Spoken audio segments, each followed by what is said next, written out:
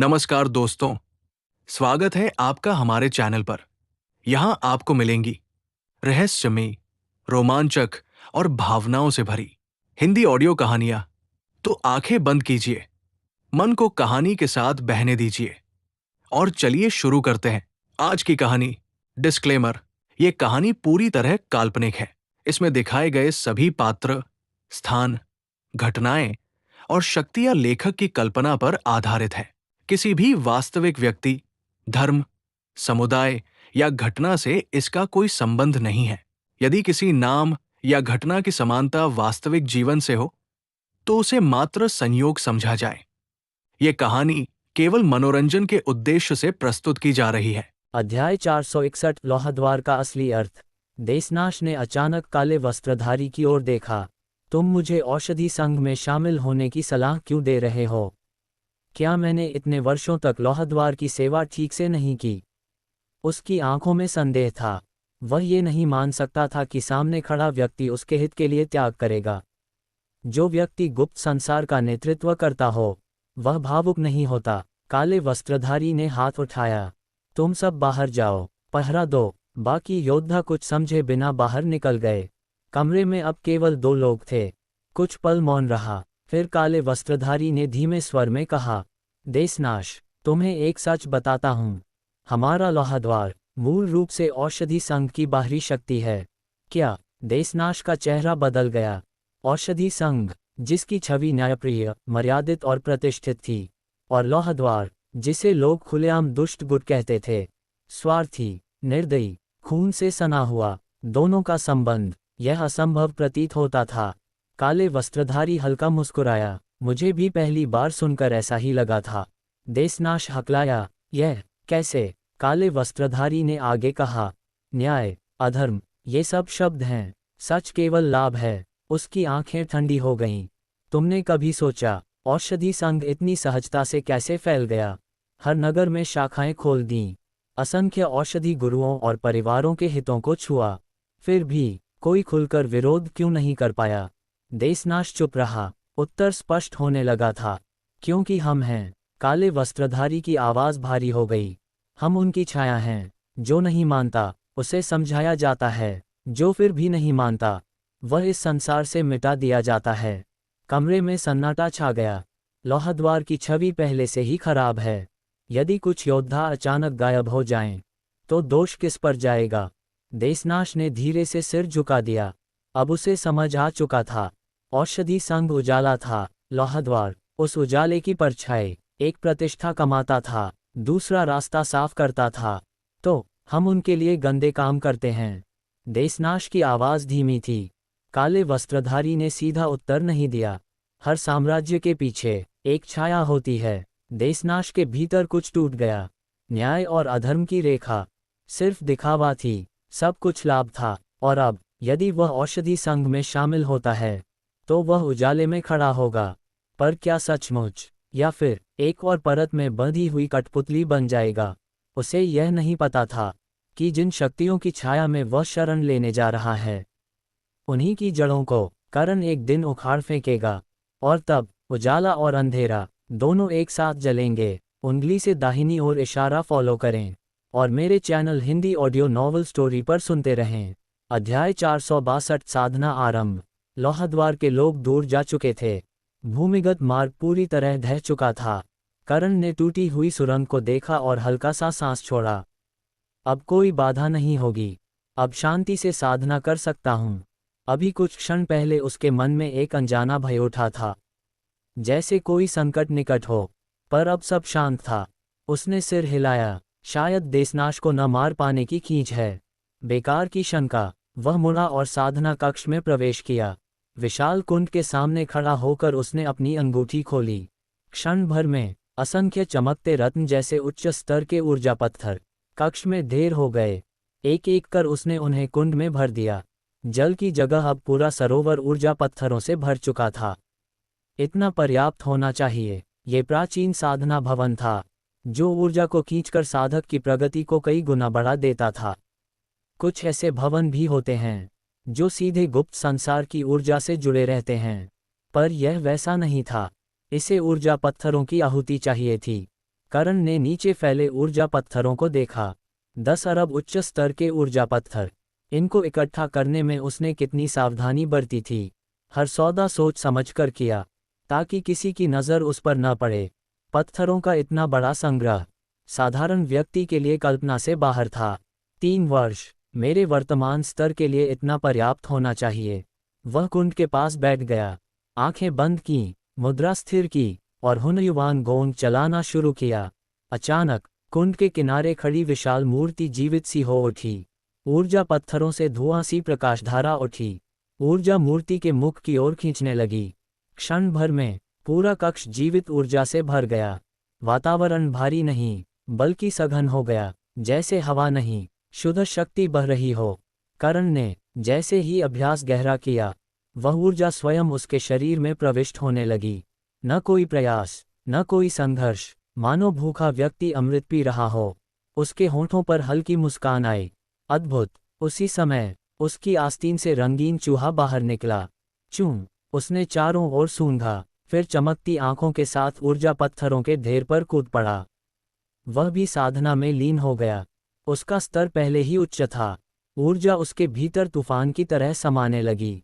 कक्ष में 2 अलग अलग आभाएं उठीं, एक स्थिर और गहरी, दूसरी तीव्र और प्रचंड। करण का शरीर भीतर से बदलने लगा।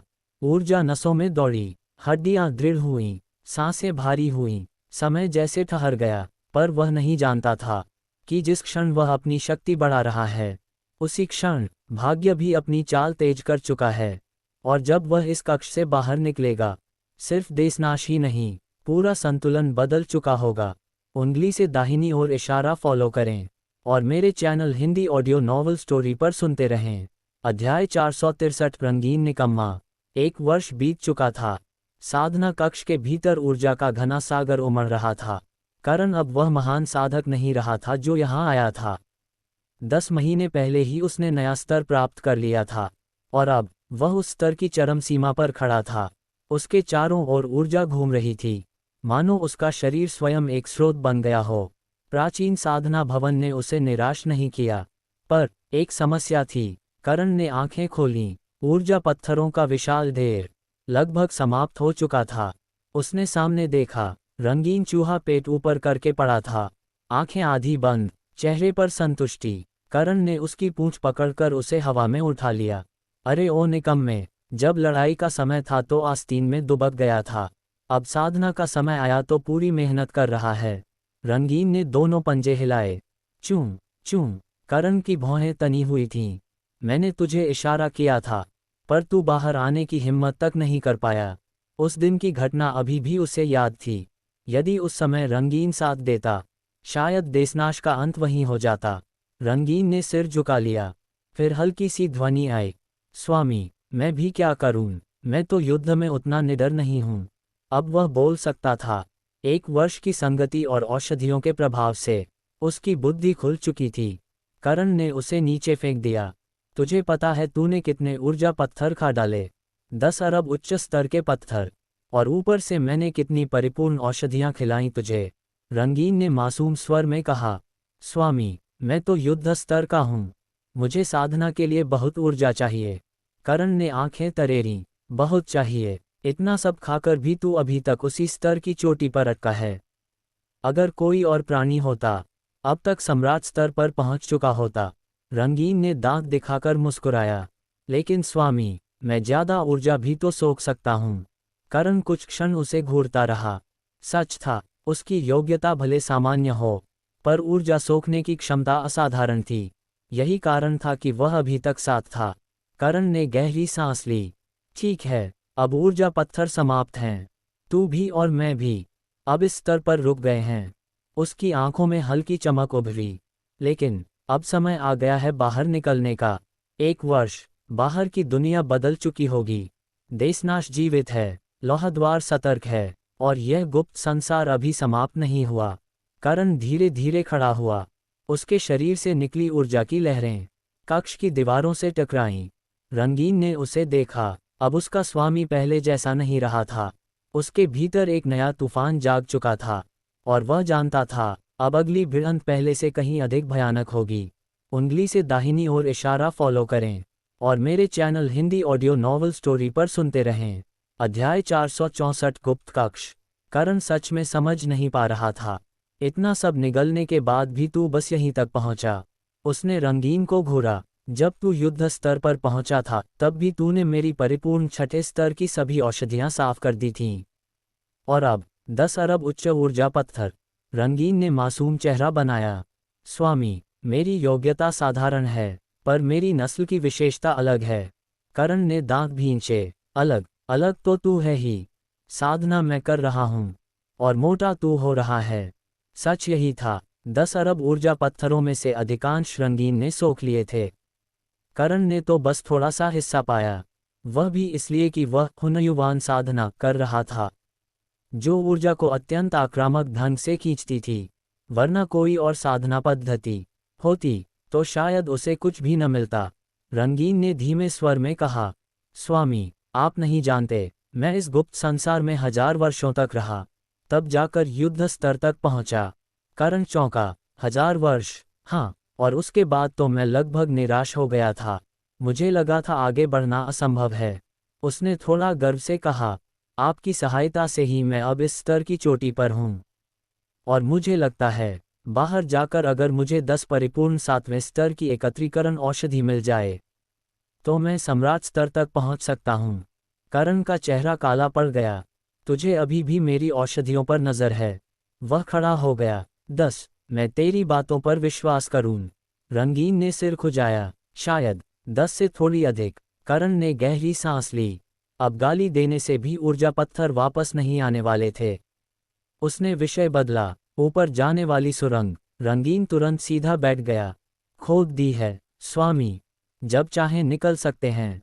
करण ने सिर हिलाया। वह पहले ही रंगीन को आदेश दे चुका था कि ऊपर की ओर गुप्त मार्ग तैयार करे। उसका विचार था कि 3 वर्ष यहीं रहकर साधना करेगा। पर ऊर्जा पत्थर समाप्त। रंगीन भी इस संसार में सम्राट स्तर पार नहीं कर सकता। ये गुप्त संसार सम्राट स्तर को स्वीकार नहीं करता। जैसे ही कोई उस स्तर पर पहुंचे, स्वर्ग और पृथ्वी की शक्ति उसे नष्ट कर देती है। इसलिए अब यहाँ रुकने का कोई अर्थ नहीं। करण ने अंतिम बार साधना कक्ष को देखा। ये स्थान उसकी शक्ति की नींव बन चुका था। फिर वह मुड़ा। चलो। उसकी आंखों में चमक थी। देखते हैं ऊपर क्या हाल है। 1 वर्ष बीत चुका था। ऊपर की मीनार में क्या हुआ? क्या द्वार खुल चुका? क्या बड़े बलों ने सब कुछ लूट लिया? या अभी भी कोई रहस्य प्रतीक्षा कर रहा है? रंगीन उसके कंधे पर चढ़ गया, सुरंग की ओर कदम बढ़ाते हुए। करण के मन में एक ही विचार था, ये गुप्त संसार अभी समाप्त नहीं हुआ है, और शायद सबसे बड़ा रहस्य अभी भी उसका इंतजार कर रहा है। उंगली से दाहिनी ओर इशारा फॉलो करें, और मेरे channel Hindi audio novel story पर सुनते रहें। अध्याय 465 एक योद्धा से भेंट। करण गुप्त सुरंग से बाहर निकला। उसने गहरी सांस ली। बाहर की हवा सच में अलग है। हालांकि उसने ऐसी औषधि ली थी जिससे उसे सांस लेने की आवश्यकता नहीं थी, पर लंबे समय तक बंद वातावरण में रहना उसे असहज कर देता था। उसने चारों ओर नजर दौड़ाई। कोई नहीं। लगता है वे सब जा चुके हैं। या तो मीनार टूट चुकी है, या वे गुप्त संसार छोड़ चुके हैं। करण की आंखें ठंडी हो गईं। वह मीनार की ओर बढ़ा। इस बार गुप्त संसार में बड़े बल आए थे। महासाम्राज्य के 5वें राजकुमार, याचेन के 5 प्रमुख परिवार, और कई छिपे हुए शक्तिशाली दल। संभव है वे सब ऊपर इकट्ठा हों, पर करण को विश्वास नहीं था कि खजाना इतनी आसानी से मिल जाएगा। प्राचीन गुप्त संसार के वास्तविक भंडार हमेशा कड़े संरक्षण में होते हैं। यदि कोई उच्च स्तर का रक्षक होता, तो सैकड़ों युद्ध स्तर के योद्धा भी भीतर न घुस पाते। वह आगे बढ़ ही रहा था कि सामने से एक योद्धा हड़बड़ाते हुए आता दिखा। रुको! करण की आवाज गूंजी। उसने हल्का सा अपना दमन फैलाया। सामने वाला मात्र आत्मा स्तर का योद्धा था। वह कांप गया, कुछ पल हिचकिचाया, फिर भागने का विचार त्याग कर तुरंत लौट आया। महाराज, मैं बस देखने आया था। मुझे कोई खजाना नहीं मिला। उसका चेहरा पीला पड़ चुका था। करण ने कठोर स्वर में कहा, तुझे क्या लगता है मैं तेरे जैसे आत्मा स्तर के योद्धा के सामान में रुचि रखता हूँ? उसने दमन और गहरा कर दिया। मैं युद्ध स्तर की चोटी पर हूँ। तेरी तुच्छ वस्तुएं मेरे लिए धूल के समान हैं। योद्धा के पैरों में कंपकंपी छूट गई। महाराज जो आदेश दें मैं पालन करूंगा। उसकी आवाज कांप रही थी। गुप्त संसार अब अराजक हो चुका था। कई युद्ध स्तर के योद्धा अपनी गरिमा त्याग कर निम्न स्तर वालों को लूट रहे थे। ऐसे समय में किसी शक्तिशाली द्वारा रोका जाना मृत्यु के समान था, पर करण की आंखों में हत्या की चमक नहीं थी। वह बस जानकारी चाहता था। उसने धीमे पर सख्त स्वर में पूछा, ऊपर क्या स्थिति है? मीनार का द्वार खुला या नहीं? योद्धा ने घूंट भरा। उसकी आंखों में भय था, पर उससे भी अधिक किसी बड़े रहस्य का संकेत। शायद ऊपर जो हुआ था वह करण की कल्पना से भी अधिक भयानक था। उंगली से दाहिनी ओर इशारा फॉलो करें और मेरे channel Hindi audio novel story पर सुनते रहें। अध्याय 466 खजानों की बरसात। करण ने ठंडे स्वर में पूछा, मीनार पर अभी कौन कौन है? काले वस्त्र वाला योद्धा क्षण भर चौंका। महाराज, अधिकतर योद्धा अब 7वीं मंजिल पर हैं। 7वीं मंजिल के नीचे का सब कुछ लगभग लूटा जा चुका है। बस कुछ लोग ही नीचे रुके हैं। करण ने सिर हिलाया। अंदर जाने के बाद क्या हुआ? विस्तार से बताओ। योद्धा ने झुककर कहा, मैं बाद में पहुंचा था। प्रारंभ की स्थिति नहीं जानता, पर 6ठी मंजिल पार करने में ही 3 महीने लगे और बहुत लोग मारे गए। करण की आंखें सिकुड़ गईं। कैसे मरे? योद्धा की आवाज कांप उठी। कठपुतलियां, बहुत सारी। उन्हें दर्द का एहसास नहीं, न डर न थकान। हर ओर जाल थे। कई युद्ध स्तर के योद्धा वहीं ढेर हो गए। कठपुतलियां। करण गहरे विचार में डूब गया। प्राचीन काल में कठपुतली विद्या अत्यंत उन्नत थी। अब तो वह कला लगभग लुप्त हो चुकी थी। यदि यहाँ उच्च स्तर की कठपुतलियां होतीं, तो यह मीनार अब तक अजेय रहती। पर यह गुप्त संसार सीमित था। सम्राट स्तर की कठपुतली असंभव। फिर भी युद्ध स्तर की शक्तिशाली कठपुतलियां इन लोगों के लिए पर्याप्त थीं। करण हल्के से मुस्कुराया, तो बड़ी शक्तियों को भारी क्षति हुई। हाँ महाराज, योद्धा ने कहा, कोई भी दल बचा नहीं। सबको नुकसान हुआ है, विशेषकर 5वें राजकुमार को। करण की रुचि जागी। क्या हुआ उसे? शुरू में उनके पास 80 से अधिक युद्ध स्तर के योद्धा थे। अब 40 के आसपास बचे हैं। लगभग आधी शक्ति समाप्त। लेकिन योद्धा की आंखों में ईर्ष्या चमकी। लेकिन क्या? उन्होंने बहुत खजाना पाया है।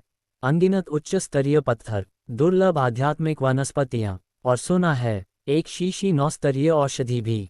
करण हल्का सा हंसा। 9 स्तरीय औषधि? अधिकांश ऐसी औषधियां निम्न गुणवत्ता की होती हैं, और एक शीशी में 5 से अधिक गोलियां नहीं। उसके लिए उनका कोई महत्व नहीं था। पर उच्च स्तरीय आध्यात्मिक वनस्पतियां, यह अलग बात थी। प्राचीन गुप्त संसारों में ऐसी वनस्पतियां उगती थीं, जो बाहरी संसार में लगभग लुप्त थीं। अधिकांश लोग उन्हें सीधे निगल जाते, उनकी विशेषताओं का अध्ययन तक नहीं करते। पर करण अलग था। वह औषधि विद्या का शिखर था। हर वनस्पति उसके हाथों में एक घातक अस्त्र बन सकती थी। उसकी आंखों में हल्की चमक आई। 7वीं मंजिल, वही असली परीक्षा थी, और शायद वही उसका अगला अवसर भी। मीनार की ऊंचाइयों में केवल खजाने ही नहीं छिपे थे, बल्कि रक्त और विश्वासघात भी। उंगली से दाहिनी ओर इशारा फॉलो करें और मेरे channel Hindi audio novel story पर सुनते रहें। अध्याय 467 गुप्त लोक में सौदा। करण के हाथ में बहुत सी औषधियां थीं। वह रुका, गंभीर होकर सोचने लगा, क्यों न इन औषधियों के बदले यहाँ की जड़ी बूटियां ले लूं। उसकी आंखें चमकीं। यहाँ उच्च स्तर के दिव्य पत्थर भी होंगे, उन्हें भी बदला जा सकता है। ये गुप्त लोक अजीब था। यहाँ आ सकते थे, पर जा नहीं सकते थे। बाहर कोई खबर नहीं जाती थी। मतलब यहाँ के योद्धाओं के पास औषधियाँ कम ही बची होंगी। खोज के दौरान चोट लगना आम बात थी। घाव, आंतरिक चोट, विष, और बिना औषधि के जीवन खतरे में। करण ने अपनी अंगूठी छुई। उसे याद आया, याननगर से उसने बहुत सी जड़ी बूटियां ली थीं, ज्यादातर उपचार वाली औषधियों के लिए। उसके चेहरे पर हल्की मुस्कान आई। गुप्त लोक में व्यापार, और बाहर निकलकर रूप बदल दूंगा। कोई पहचान भी नहीं पाएगा। वह मन ही मन गणना करने लगा। यहाँ सबसे ऊंचा स्तर सम्राट स्तर तक है, और उस स्तर पर भी अब कोई मेरा कुछ नहीं बिगाड़ सकता। यदि कई लोग मिलकर भी आएं, तो भी मैं निकल जाऊंगा। पहले उसका उद्देश्य अलग था, साधना का स्थान ढूंढना, शत्रुओं को समाप्त करना। पर अब उसे एक और अवसर दिखा। यहाँ खजानों की कमी नहीं थी, दुर्लभ जड़ी बूटियां भी बहुत थीं। एक दो चीज़ों से फर्क नहीं पड़ता, लेकिन जब संख्या बढ़े तो भविष्य सुरक्षित हो जाता है, परिवार सुरक्षित हो जाता है, लाभ भी है, जोखिम भी कम है। तो फिर क्यों नहीं? करण ने सामने खड़े योद्धा की ओर देखा। तुम्हारी जानकारी उपयोगी है। उसने अंगूठी से एक शीशी निकाली, सीधे उसकी ओर फेंकी। ये 5वें स्तर की पूर्ण गुणवत्ता वाली शक्ति संग्रह औषधि है। ये तुम्हारे लिए इनाम है। यदि और चाहिए तो यहाँ के खजाने और दिव्य पत्थर लेकर आना। ये कहकर करण हंसा और मीनार की सीढ़ियाँ चढ़ गया। काले वस्त्र वाला योद्धा स्तब्ध रह गया। उसने शीशी खोली, उसकी सांस रुक गई। पूर्ण गुणवत्ता वाली 5वें स्तर की औषधि, ये तो यहाँ मिले किसी भी खजाने से अधिक मूल्यवान थी। वह तुरंत झुक गया। धन्यवाद महाराज, धन्यवाद। पर करण जा चुका था। योद्धा ने औषधि को सीने से लगाया। इस गुप्त लोक में मुझे कोई बड़ा खजाना नहीं मिला, लेकिन यही सबसे बड़ा लाभ है। पूर्ण गुणवत्ता की औषधि मिलना आसान नहीं था। याननगर में भी सीमित मात्रा में मिलती थी, और आज उसे यह बिना मांगे मिल गई। वह उसी दिशा में झुका। उसे पता नहीं था, ये तो बस शुरुआत है। अब गुप्त लोक में एक नया खेल शुरू होने वाला था, और बहुतों को समझ भी नहीं आएगा कि शक्ति का संतुलन कब बदल गया। उंगली से दाहिनी ओर इशारा फॉलो करें, और मेरे channel Hindi audio novel story पर सुनते रहें। अध्याय 468 7वां तल। 7 मंजिला मीनार के सामने भारी भीड़ जमा थी। 7वें तल का विशाल सुरक्षा घेरा सबको रोक रहा था। कई शक्तियां सिर पकड़कर बैठी थीं। घना भौहों वाला एक योद्धा आगे बढ़ा। 5वें राजकुमार, मेरा प्रस्ताव है कि फिर से सम्राट स्तर के योद्धाओं को इकट्ठा किया जाए। हम सब मिलकर एक साथ आक्रमण करें। ये तो केवल एक सुरक्षा घेरा है, इसकी शक्ति भी सीमित होगी। 5वां राजकुमार कुर्सी पर बैठा था। चारों ओर विभिन्न शक्तियों के प्रमुख और सम्राट स्तर के योद्धा बैठे थे। सबके चेहरे गंभीर थे। ये घेरा उनकी समझ से बाहर था। घना भौहों वाला योद्धा याननगर के 5 बड़े परिवारों में से एक यू परिवार का तीसरा युवा स्वामी था। इस गुप्त लोक में यू परिवार का नेतृत्व वही कर रहा था। 5वें राजकुमार ने सिर हिलाया। तुम प्राचीन सुरक्षा घेरों की कठिनाई नहीं जानते। 6ठे तल का घेरा तोड़ने में हमने कितने लोगों को खोया, और उसके बाद जाल और कठपुतली रक्षक थे। उसने गहरी सांस ली। अब हमारे पास फिर से आक्रमण करने की शक्ति नहीं बची। एक और योद्धा खड़ा हुआ। तो क्या ऐसे ही हार मान लें? सभागार में बेचैनी फैल गई। तभी यांग छवान उठ खड़ा हुआ। हम ऐसे नहीं छोड़ सकते। ये प्राचीन गुप्त लोक वर्षों बाद खुला है। पता नहीं फिर कब अवसर मिले। उसकी आवाज़ ठंडी थी। हमने कई सम्राट स्तर के योद्धा खोए हैं, लेकिन यहाँ के खजाने अनमोल हैं। यहाँ 9वें स्तर की औषधि भी मिल सकती है। उसकी आंखों में एक अलग ही आग थी। वह यहाँ अपने पूर्वज की चोट के लिए औषधि लेने आया था। यदि औषधि मिल जाए तो बाकी सब बलिदान स्वीकार था। यू परिवार का तीसरा युवा स्वामी तमतमा गया। बड़ी बड़ी बातें करना आसान है, मरे तो हमारे लोग हैं। तुम्हारे यांग परिवार का तो एक भी आदमी नहीं गया। यांग छवान हंस पड़ा। तुम्हारे लोग क्यों मरे? क्योंकि तुम लालची थे। हाँ, हमने कम जोखिम लिया, पर हमने खजाने भी नहीं लूटे। यू परिवार का तीसरा युवा स्वामी तिरस्कार से बोला, तुम लोग डरपोक हो। गुप्त लोक में आए हो और हाथ तक नहीं उठाते। फिर आए क्यों थे? तमाशा देखने। बस। 5वें राजकुमार ने मेज पर जोर से हाथ मारा। वह खड़ा हो गया। हम यहाँ झगड़ने नहीं आए हैं। सोचो 7वें तल का घेरा कैसे तोड़ा जाए। यू परिवार का तीसरा युवा स्वामी बैठ गया। धीमे स्वर में बुदबुदाया, औषधियाँ भी कम बची हैं। इस हालत में हमला कैसे करेंगे? 5वें राजकुमार ने उसकी बात अनसुनी कर दी। वह सबको देखने लगा। यू परिवार का तीसरा युवा स्वामी असाधारण प्रतिभाशाली था। उसे पहले ही अगला मुखिया चुना जा चुका था। इस समय उसकी स्थिति 5वें राजकुमार से आधी सीढ़ी ऊपर थी। यदि भविष्य में 5वां राजकुमार गद्दी पर बैठ जाए तो बात अलग होगी, क्योंकि राजपरिवार में 2 सम्राट स्तर के महायोद्धा थे। पर अभी वह केवल उत्तराधिकारियों में से एक था। इस महाद्वीप पर सम्मान सत्ता से नहीं, बल से मिलता था। राजपरिवार को भी सम्मान इसलिए था क्योंकि उनके पास 2 महाशक्तिशाली योद्धा थे। यदि उन दोनों को कुछ हो जाए तो राजपरिवार भी कठपुतली बन जाएगा। और 7वें तल का घेरा अब उनकी शक्ति की असली परीक्षा लेने वाला था। क्या वे इसे तोड़ पाएंगे? या यहीं उनकी महत्वाकांक्षा रुक जाएगी? उंगली से दाहिनी ओर इशारा फॉलो करें और मेरे channel Hindi audio novel story पर सुनते रहें। अध्याय 469 औषधि की कमी। 5वें राजकुमार के माथे पर चिंता साफ थी। 7वें तल का सुरक्षा घेरा ही सबसे बड़ा सिरदर्द था। ये साधारण घेरा नहीं था, ये जाल और वध घेरे का संयुक्त रूप था। इसे तोड़ना आसान नहीं था। कई सम्राट स्तर के योद्धा मर चुके थे, फिर भी कोई स्पष्ट उपाय नहीं मिला। परिवारों के सुरक्षा विशेषज्ञ भी असहाय थे। सौभाग्य से यह प्राचीन घेरा था। समय के साथ इसमें कुछ कमजोरियां आई थीं, लेकिन सबसे बड़ी समस्या कुछ और थी। औषधियां लगभग समाप्त हो चुकी थीं। गुप्त लोक में आने से पहले उन्होंने पर्याप्त तैयारी की थी, पर किसे पता था कि यहाँ हर कदम पर जाल होंगे, हर मोड़ पर कठपुतली रक्षक। आगे बढ़ना है तो औषधि चाहिए।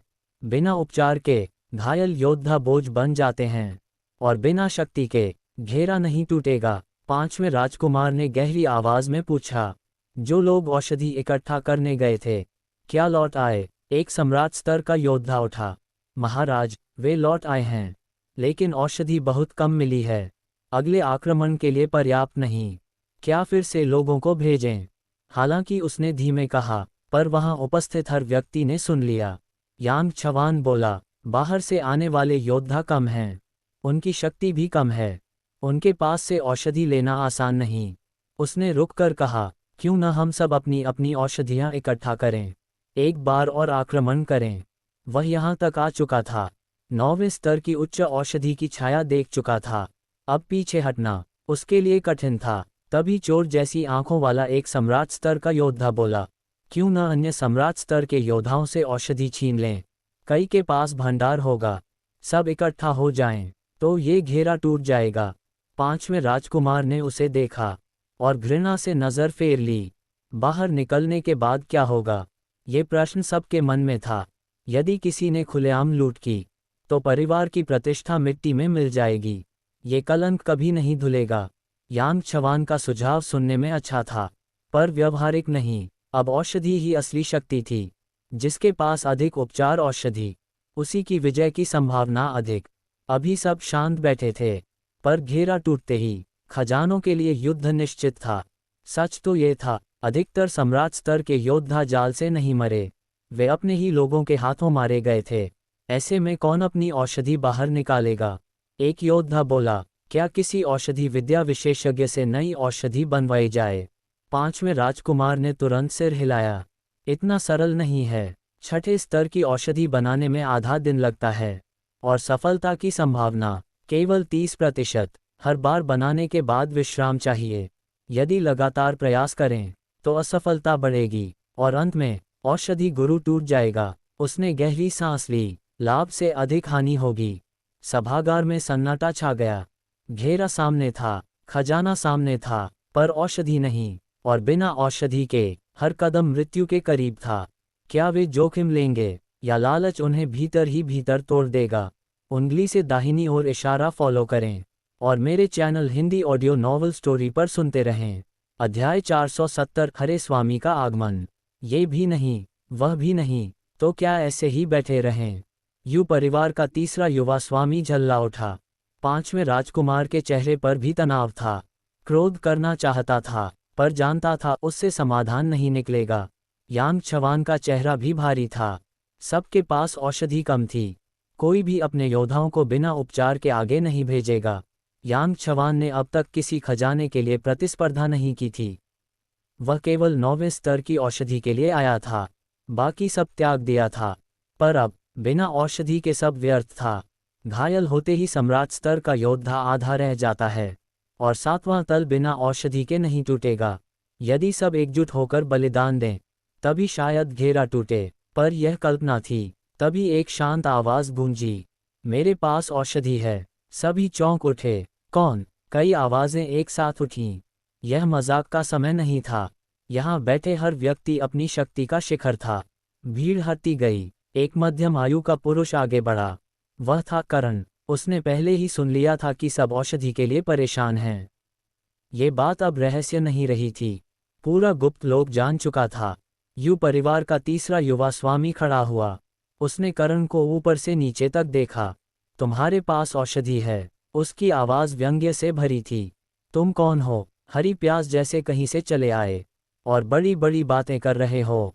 यदि पर्याप्त औषधि न निकाली तो आज बाहर नहीं जाने दूंगा। करण ने उसकी ओर देखा।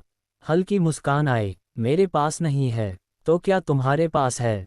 यू परिवार का युवा स्वामी तिलमिला गया। तभी यांग छवान आगे आया। भाई छिंग, वह मुस्कुराया। बाकी लोग अनजान थे, पर यांग छवान जानता था। ये व्यक्ति कौन है? उसने सबकी ओर मुड़कर कहा, ये है छिंग्याजी, छिंग्या औषधि भंडार के स्वामी। ये सुनते ही वातावरण बदल गया।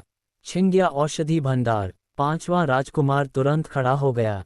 उसने हाथ जोड़कर अभिवादन किया। आपका नाम बहुत सुना है। इस बार जब मैं चट्टान नगर आया था तो आपसे मिलने की इच्छा थी, पर पता चला आप बाहर गए हैं। सोचा नहीं था कि यहाँ मिलेंगे। करण ने शांति से प्रत्युत्तर में अभिवादन किया।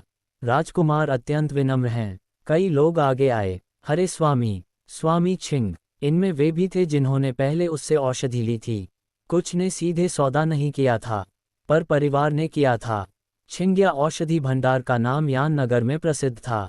साधारण लोग शायद कम जानते हों, पर शक्तिशाली परिवार वे सतर्क थे, क्योंकि वह भंडार बड़ी मात्रा में पूर्ण गुणवत्ता की औषधि देता था। और ऐसी औषधि साधारण शक्ति के बस की बात नहीं। बहुतों को संदेह था, इसके पीछे कोई महान औषधि गुरु है, या शायद कोई और भी ऊंची शक्ति। और अब वही व्यक्ति उनके सामने खड़ा था, और उसने कहा था, मेरे पास औषधि है। क्या ये संकट का समाधान बनेगा, या एक नया खेल शुरू होने वाला है? उंगली से दाहिनी ओर इशारा फॉलो करें, और मेरे channel Hindi audio novel story पर सुनते रहें। अध्याय 471 खुली बिक्री। ऐसी औषधि भंडार से कौन टकराना चाहेगा? अब जब स्वामी स्वयं सामने खड़े थे और कह रहे थे कि उनके पास औषधि है, तो स्वाभाविक था, सब उत्साहित थे। यू परिवार का तीसरा युवा स्वामी भीतर से चौंक चुका था। उसे समझ आ गया। उसने रूप देखकर निर्णय किया था, ये व्यक्ति साधारण नहीं था। वह तुरंत आगे बढ़ा, दोनों हाथ जोड़ दिए। स्वामी छिंग, मेरी आंखें कमजोर थीं, मैं आपकी महानता नहीं पहचान पाया। उसने झुककर क्षमा मांगी। जो व्यक्ति परिवार का उत्तराधिकारी बनने वाला हो, उसे झुकना भी आना चाहिए। जब लाभ सामने हो तो अहंकार छोड़ना पड़ता है। करण ने भी हाथ जोड़कर उत्तर दिया। जो नहीं जानता वह दोषी नहीं होता। वह ऐसे लोगों को समझता था। अभी शत्रु, अगले क्षण मित्र। परिवारों में चेहरा नहीं होता, सिर्फ लाभ होता है। और यही कारण था कि वे टिके रहते थे। करण को यह तरीका पसंद नहीं था, पर वह इसे गलत भी नहीं कहता था। हर व्यक्ति का अपना मार्ग होता है। उसे यांग छवान अधिक पसंद था। वह भी परिवार के लिए सोचता था, पर जोखिम उठाने को तैयार था। 1 अरब उच्च स्तर के दिव्य पत्थर उधार लेना साहस की बात थी। थोड़ी देर में औपचारिक बातें समाप्त हुईं। पांचवा राजकुमार आगे बढ़ा। स्वामी छिंग, आपने कहा आपके पास औषधि है, क्या ये सत्य है? सभी की नज़रें करण पर टिक गईं। 7वां तल सामने था, और औषधि ही कुंजी थी। 6ठे तल पर 9वें स्तर की औषधि मिली थी, तो 7वें पर शायद उससे भी अधिक मूल्यवान वस्तु, स्वर्ग स्तर की साधना पुस्तक भी हो सकती थी। करण ने हल्की खांसी की। उसे उम्मीद नहीं थी कि सब इतने व्याकुल होंगे। उसे लगा था थोड़ा लाभ होगा, पर ये तो लूट से भी तेज अवसर था। मैं औषधि भंडार चलाता हूँ, इसलिए मेरे पास कुछ औषधियाँ रहती ही हैं। वह रुका, लेकिन मूल्य? उसने बात अधूरी छोड़ी। सबके चेहरे खिल उठे। यू परिवार का युवा स्वामी आगे झुका। भाई छिंग, आपके पास कितनी औषधि है? इस समय औषधि का अर्थ था खजाना, दुर्लभ जड़ी बूटी, स्वर्ग स्तर की साधना पुस्तक, 9वें स्तर की औषधि। करण ने सहज स्वर में कहा, आपको जितनी चाहिए। भीतर ही भीतर वह मुस्कुरा रहा था। 6ठे स्तर की जड़ी बूटियां उसने बहुत इकट्ठी की थीं। पिछले 3 महीनों में उसने अधिकांश दिव्य पत्थरों के बदले जड़ी बूटियां ली थीं। वैसे भी वे अभी परिवार के काम की नहीं थीं, और अब यहाँ सब खरीदने को तैयार खड़े थे। करण ने मन ही मन निर्णय लिया, इस बार खुली बिक्री होगी। जो जितना दे सके उतना ले। दिव्य पत्थर हों, दुर्लभ खजाने हों, जड़ी बूटियां हों, सब निकलेगा। और फिर एक ही बार में सब समेटकर वह चला जाएगा। 7वें तल का घेरा अभी टूटा नहीं था, पर असली खेल तो अब शुरू होने वाला था। उंगली से दाहिनी ओर इशारा फॉलो करें, और मेरे channel Hindi audio novel story पर सुनते रहें। अध्याय 472 किस स्तर की औषधि। आपके पास कितनी है? पांचवें राजकुमार ने मुस्कुराकर पूछा। करण के स्वर से ही सबके चेहरे बदल गए। सभी की नज़रें उसी पर टिक गईं। करण ने अपनी अंगूठी पर हल्की थपकी दी। काफ़ी हैं, 7वें तल का घेरा तोड़ने के लिए जितनी चाहिए उतनी तो निश्चित ही हैं। वह रुका, फिर सहज स्वर में बोला, और हाँ, मेरी सभी औषधियाँ पूर्ण गुणवत्ता की हैं। मैं निकृष्ट औषधि नहीं बेचता। क्षण भर के लिए सन्नाटा छा गया। पूर्ण गुणवत्ता, और वह भी बड़ी मात्रा में। ये तो मानो गुप्त लोक में नई दुकान खुल गई हो। पूर्ण गुणवत्ता की औषधि का अर्थ सब जानते थे। गंभीर घाव हो तो तुरंत उपचार, आंतरिक चोट हो तो शीघ्र संतुलन, शक्ति कम हो जाए तो तुरंत पुनः पूर्ति, और बाद में कमजोरी भी नहीं। पांचवें राजकुमार ने गहरी आवाज में पूछा, सब पूर्ण गुणवत्ता की, और संख्या? करण मुस्कुराया, संख्या इतनी है कि शायद आप सब मिलकर भी समाप्त न कर पाएं। कई लोगों ने अनजाने में सांस खींची। मूल्य? पांचवें राजकुमार का स्वर गंभीर था।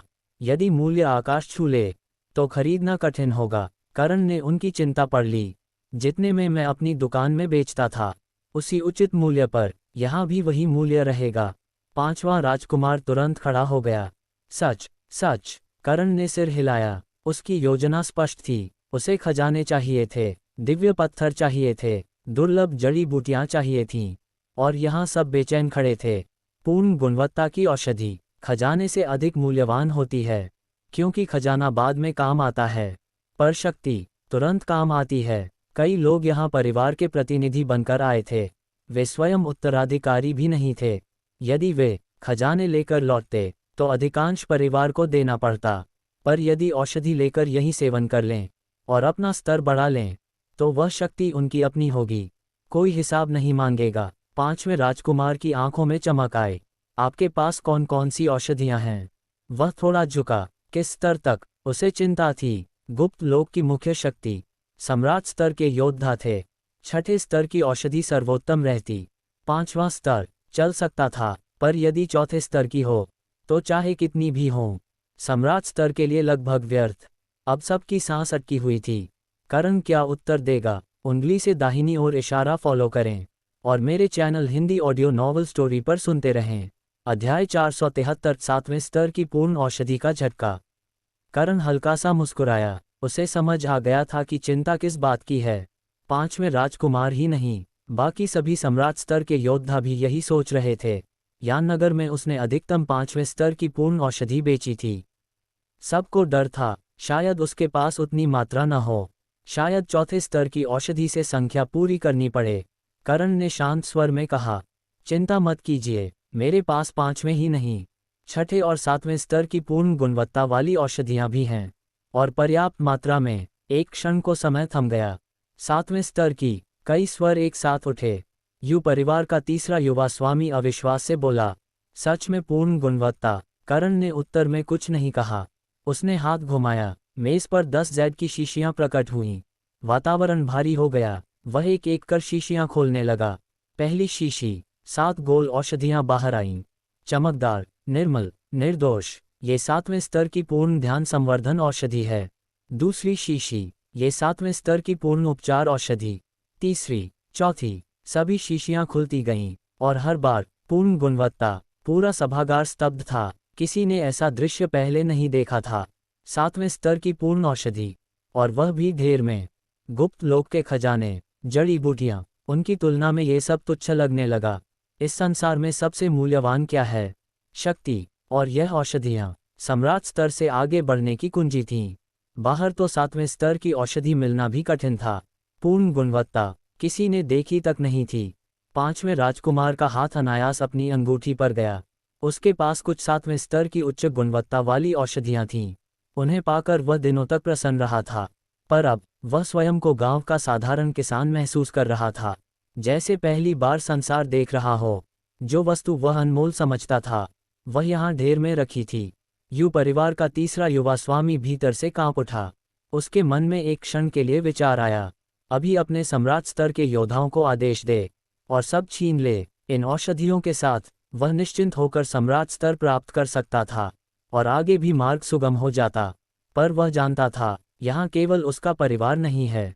यदि उसने हाथ बढ़ाया तो संभव है एक भी औषधि न मिले, और उसका परिवार यहीं समाप्त हो जाए। मेज पर रखी 7वें स्तर की पूर्ण औषधियाँ अब केवल वस्तु नहीं थीं, वे परीक्षा थीं, लालच की, साहस की और भविष्य की। अब प्रश्न ये था, कौन कितना देने को तैयार है और कौन कितना पाने की हिम्मत रखता है। उंगली से दाहिनी ओर इशारा फॉलो करें और मेरे channel Hindi audio novel story पर सुनते रहें। अध्याय 474 7वें स्तर की तलवार। यू परिवार का तीसरा युवा स्वामी खुद को रोक न सका। कितने दिव्य पत्थर लगेंगे? करण मुस्कुराया। मैं पहले ही कह चुका हूँ, दुकान में जो मूल्य था यही वही रहेगा। पूर्ण 6ठे स्तर की परिष्कृत औषधि, 1 लाख उच्च स्तर के दिव्य पत्थर। पूर्ण 7वें स्तर की ध्यान संग्रह औषधि, 20 लाख उच्च स्तर के दिव्य पत्थर। 20 लाख, क्या ये महंगा था? नहीं, बाजार में कभी कभार ऐसी औषधि दिखती भी थी, तो आकाश छूती कीमत पर। यू परिवार का युवा स्वामी उछल पड़ा। मुझे 100 नहीं, 307वें स्तर की ध्यान संग्रह औषधि चाहिए। मुझे 100, मुझे 50। सभा में हलचल मच गई, सब खरीदने को तैयार थे। रुकिए, करण ने हाथ उठाया। 5वां राजकुमार चिंतित हुआ। क्या औषधि कम है? जितनी है हम सब ले लेंगे।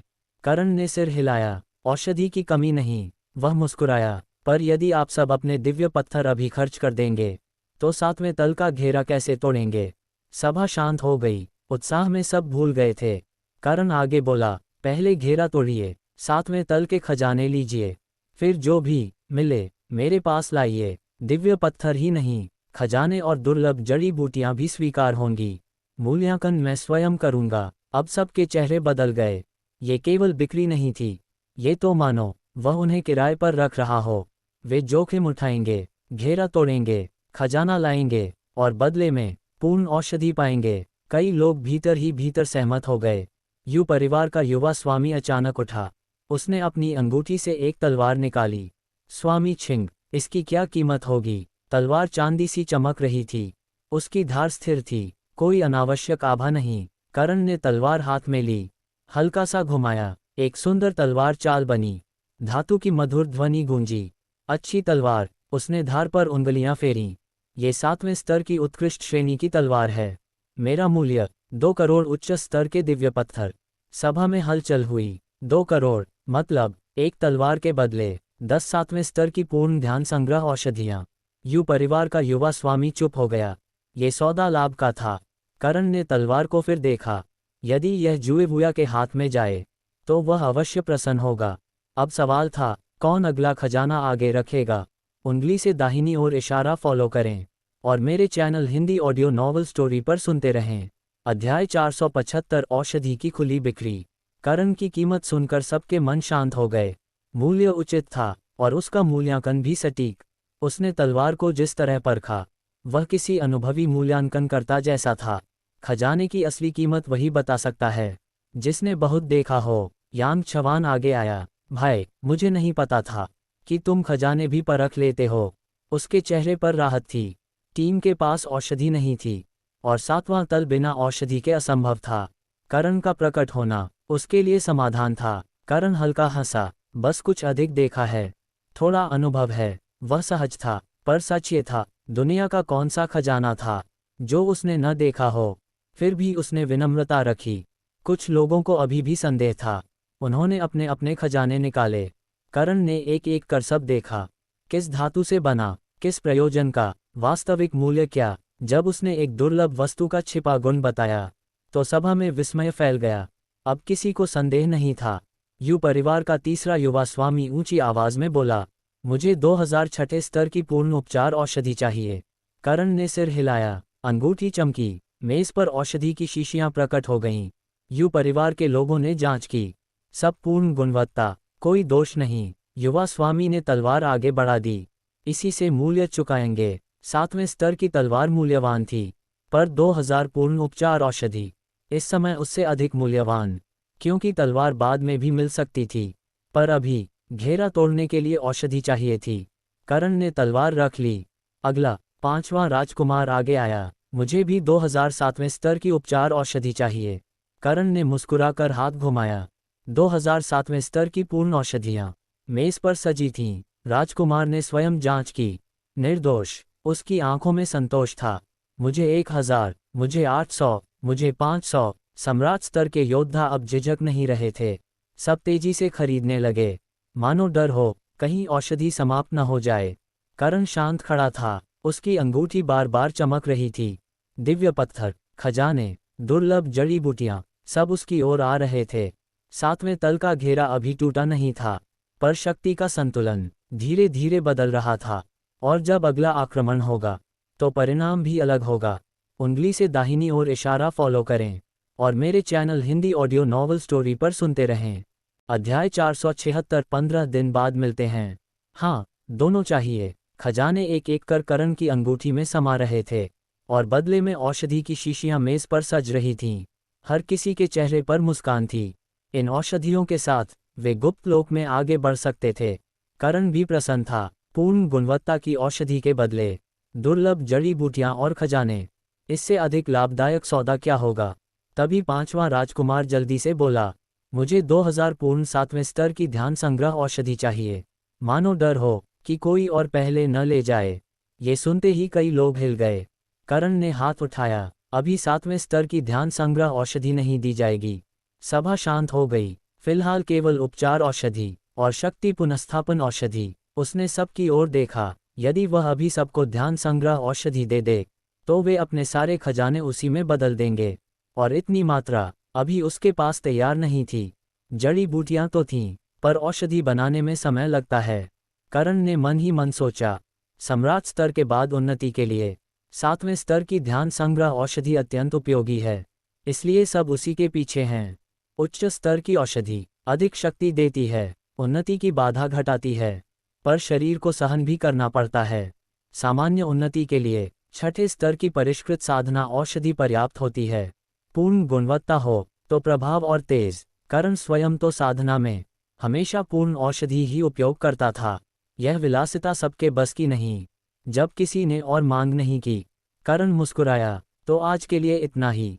15 दिन बाद मैं यहीं रहूंगा। सभा में राहत की सांस गूंजी। सबको डर था, कहीं वह एक बार बेचकर चला न जाए। यदि औषधि समाप्त हो जाती, तो आगे बढ़ना कठिन हो जाता। अब 15 दिन का समय था। वे खजाने खोजेंगे, घेरा तोड़ने का प्रयास करेंगे, फिर लौटकर पूर्ण औषधि लेंगे। यांग छवान आगे आया, दोनों हाथ जोड़ दिए। 15 दिन बाद मिलते हैं, भाई। अब उसे स्पष्ट दिख रहा था, उसका ये युवा भाई गुप्त लोक की खोज में रुचि नहीं रखता। क्यों रखे, जब उसकी अंगूठी में ही शक्ति के अनगिनत स्रोत भरे हों। दूसरे लोग रहस्य खोज रहे थे, ताकि शक्ति पाएं, और करण स्वयं चलता फिरता रहस्य था। 15 दिन बाद 7वें तल पर क्या होगा। उंगली से दाहिनी ओर इशारा फॉलो करें, और मेरे channel Hindi audio novel story पर सुनते रहें। अध्याय 477। 5000। करण ने सबको हाथ जोड़कर विदा लेनी चाहिए।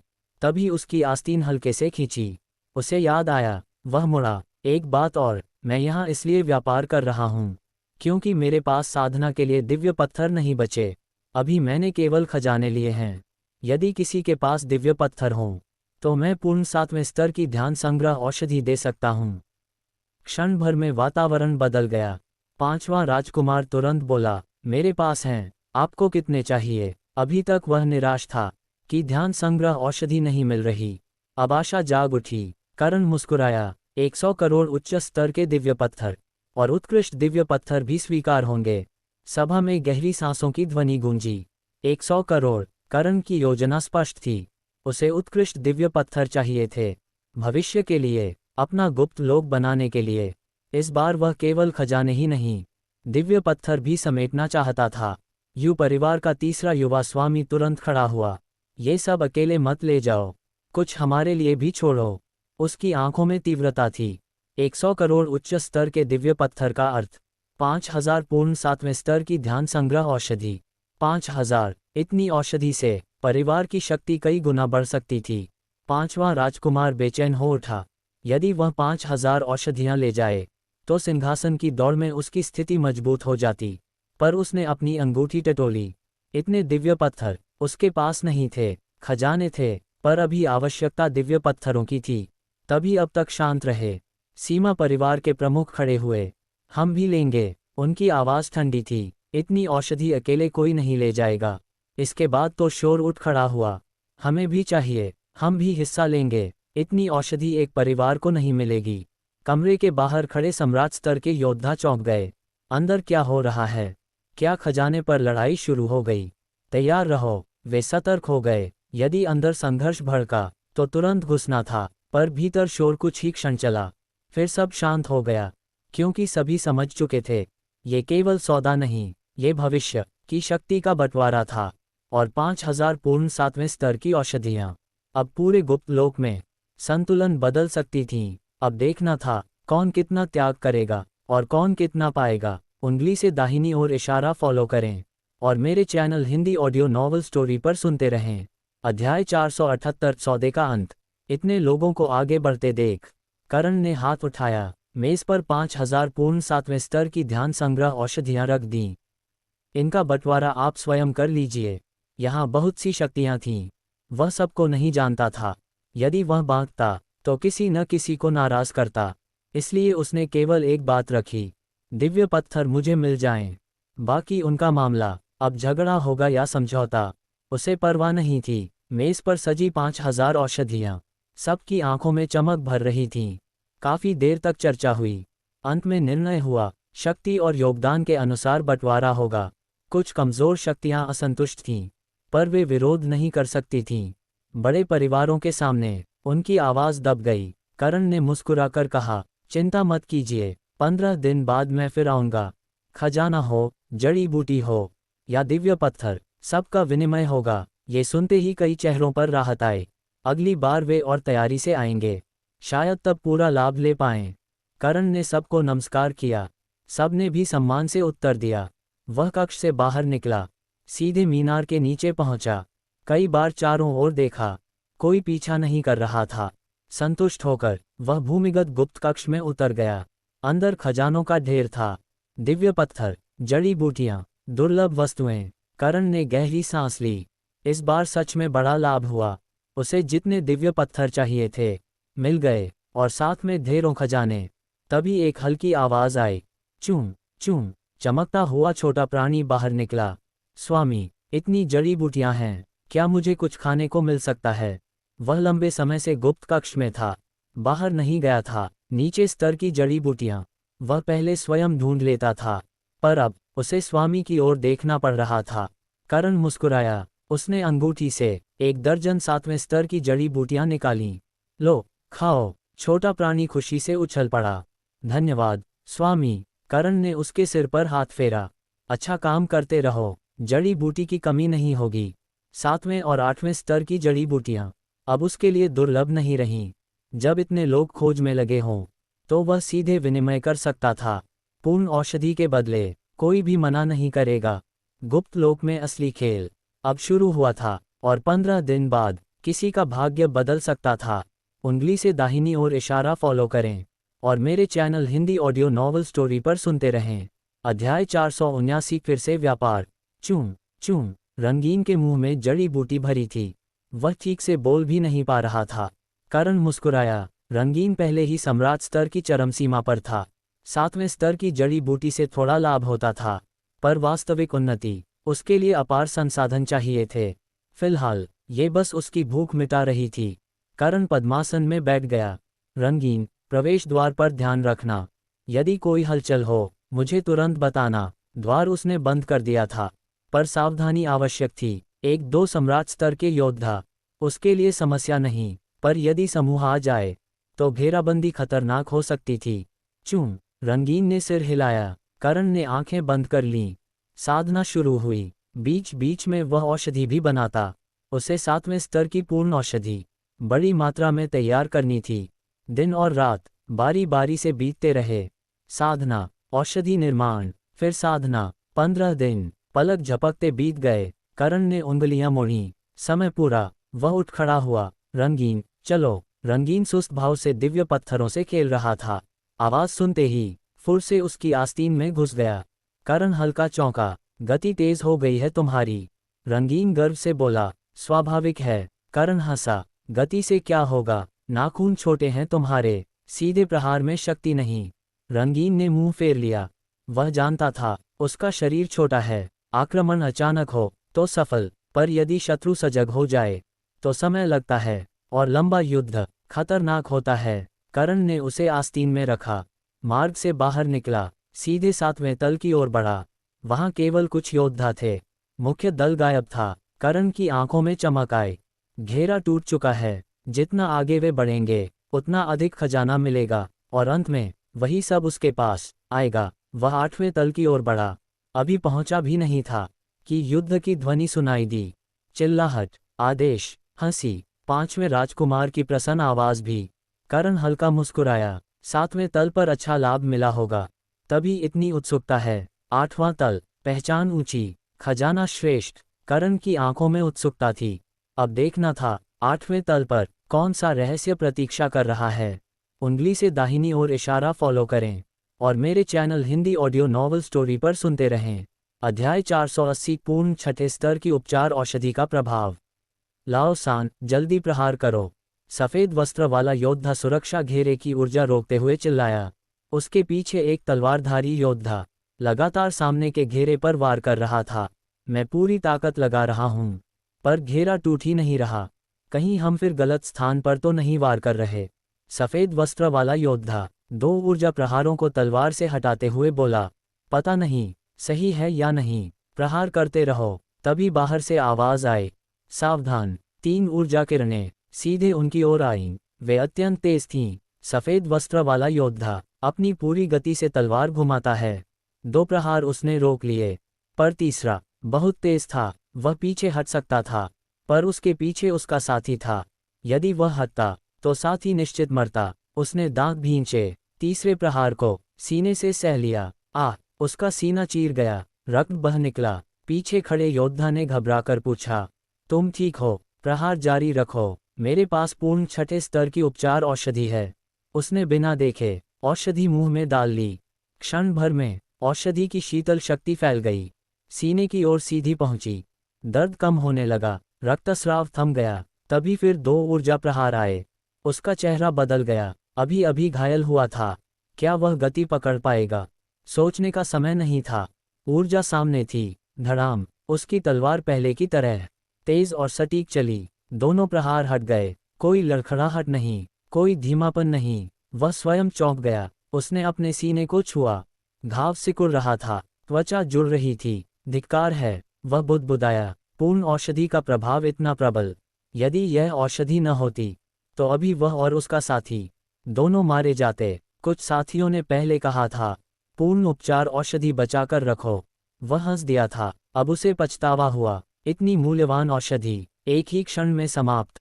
पर अगले ही पल उसे समझ आया, यदि अभी न लेता तो जीवित ही नहीं रहता। इस घेरे में विश्राम नहीं, घाव का समय नहीं, एक क्षण की कमजोरी, मृत्यु। उसने गहरी सांस ली। काश ऐसी औषधि और होती, पर वह जानता था ये बस इच्छा है। पूर्ण 6ठे स्तर की औषधि सामान्य वस्तु नहीं, और इस युद्ध में हर औषधि जीवन और मृत्यु का अंतर थी। अब प्रश्न ये था, क्या वे 8वें तल का घेरा तोड़ पाएंगे, या पूर्ण औषधि भी पर्याप्त नहीं होगी? उंगली से दाहिनी ओर इशारा फॉलो करें और मेरे channel Hindi audio novel story पर सुनते रहें। अगर आपको ये कहानी पसंद आई हो तो इसे लाइक और शेयर जरूर करें। ऐसी ही और रोमांचक हिंदी ऑडियो कहानियों के लिए चैनल को सब्सक्राइब करना न भूलें। आपका समर्थन ही हमारी अगली कहानी की ताकत है। फिर मिलेंगे अगली कहानी के साथ।